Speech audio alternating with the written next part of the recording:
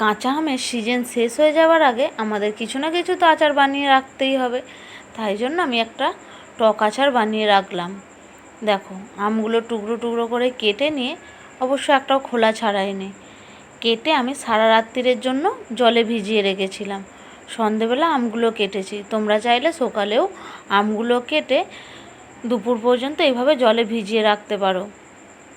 এরপর জল ঝরিয়ে নিয়ে নুন আর হলুদ মাখিয়ে আমি রোদ্দুরে দিয়ে দিয়েছি। এই রকম আমি একটা প্লাস্টিকের গামলায় করে নিয়েই আমটা শুকনো করব। তোমরা চাইলে স্টিল সিলেবার যাই হোক গামলার করে নিয়েই আমটা শুকনো করতে পারো। জলটা কিন্তু আমি বাইরে ঝরাইনি, এর মধ্যেই শুকনো করে নিয়েছি। দেখো, এবার নিয়ে নিয়েছি এখানে মৌরি, মেথি, সর্ষে, সব কিছু উপকরণ আমি একটা একটা করে কড়াই দিয়ে হালকা করে ভেজে নেব। এখানে লঙ্কা আমি 100 গ্রামের মতো লঙ্কা নিয়েছি, সেটাও হালকা করে ভেজে নিয়েছি।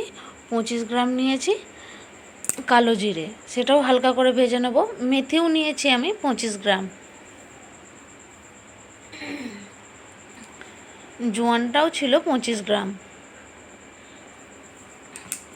আর এখানে সর্ষেটা নিয়ে নিয়েছি 100 গ্রাম। আর ওখানে মৌরিটা ছিল 25 গ্রাম। সব কিছু উপকরণ একসঙ্গে পাউডার করে নিয়েছি। আমি অবশ্য মৌরিটা কিন্তু এর সঙ্গে মিক্সড করিনি এখনও।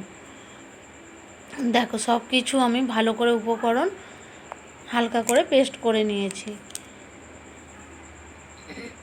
যে কৌটোটার মধ্যে করে রাখবো সেটার মধ্যে একটু তেল লাগিয়ে নিয়েছি।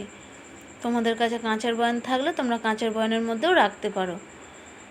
দেখো, এবার মশলা আমি দিয়ে দিলাম 2 চামচের মতো, আর গোটা মৌরি আমি এর মধ্যে দিয়েছি।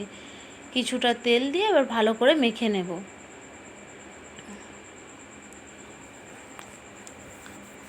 এখানে একটু মশলা কম হচ্ছিল, তাই আমি আরও হাফ চামচের মতো দিয়ে দিলাম। মোটামুটি 2.5 হাতার মতো মশলা এর মধ্যে লেগেছে। এরপর ভালো করে তেল দিয়ে এবার ডিব্বার মধ্যে আমি ভরে নেব।